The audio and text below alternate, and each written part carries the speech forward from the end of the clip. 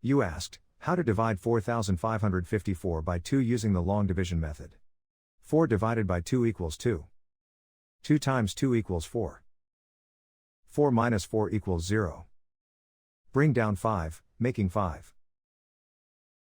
5 divided by 2 equals 2. 2 times 2 equals 4. 5 minus 4 equals 1. Bring down 5, making 15. 15 divided by 2 equals 7.